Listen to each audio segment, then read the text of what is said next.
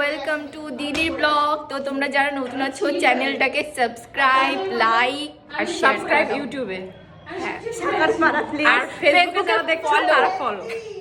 আজকে ছিল রবিবার আর আজকে প্রথমে আমি বড়দেরকে ডাক করিয়েছি যে ওদের প্র্যাকটিসটা অনেকটা বাকি আছে, সামনে শিবরাত্রি, ওদের প্র্যাকটিস হয়নি, তো তার জন্য ওদেরকে আগে ডাক করিয়েছি। এর পরের ব্যাচটা হবে আমার বাচ্চাদের। তো এখানে আমি সকলকে প্র্যাকটিস করানো কমপ্লিট হয়ে যাওয়ার পরে সবাই এখন বসে বসে জল খাচ্ছে, কারণ সবাই হাঁপিয়ে গেছিলো।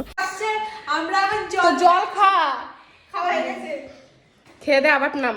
দিদি এখন বলবে আমরা এখন নাচটা প্র্যাকটিস করে জাস্ট হাঁপিয়ে গেছি, এখন একটু আমরা রেস্ট করছি। এই বড়দের হয়ে যাওয়ার পর আবার ছোটরা ঢুকবে একটু পরে। আর এই ক্লাসে আসলে তোমরা বুঝতে পারবে যে এখানে কত রকম ক্যাটাগরির মানুষরা আছে। কেউ নিজের বিউটি নিয়ে খুব ব্যস্ত, কেউ পাগলামো নিয়ে ব্যস্ত, কেউ চার্জিং নিয়ে ব্যস্ত, কেউ ফোন নিয়ে ব্যস্ত। যত রকম পাগলামো সব তোমরা এখানে দেখতে পাবে। তো আমাদের প্র্যাকটিস কিন্তু অলমোস্ট কমপ্লিট, ছোটদেরও ক্লাস করিয়ে নিয়েছে। এখন আমরা চলে যাচ্ছি একটা বাড়িতে নেমন্তন্ন আছে, সেখানে সকলকে মিলে এখন যাব আমরা সেখানে।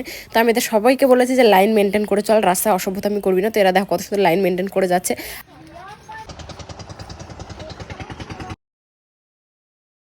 আর আজকে কিন্তু আমারই একটা স্টুডেন্টের বাড়িতে অনুষ্ঠান, যেখানে অনুষ্ঠান বলতে মা সরস্বতী পুজো হয়েছে, সে আজকে চলে যাবেন, বিসর্জন হয়ে যাবে। তো তার জন্য আমাদের সকলকে ডেকেছিল যে আসার জন্য। তো আমরা সকলে মিলে এসেছি, এসে এখনো দেখছি এখানে এখনো পুজো শুরু হয়নি, শুরু করবে।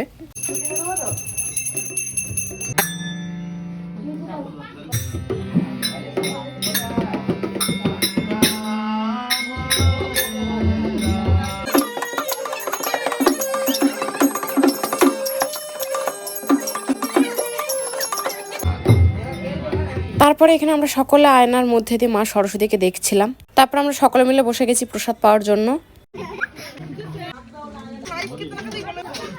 এবার শান্তি রিয়া। তারপরে আমাদের খাওয়া দাওয়া কমপ্লিট, এখন আমরা চলে যাচ্ছি। আর এখানে যেতে যেতে একটু বিয়ে কিভাবে হলো সেই কাহিনীটা শুনছিলাম। তারপরে দাদা থেকে বর হয়ে গেছে।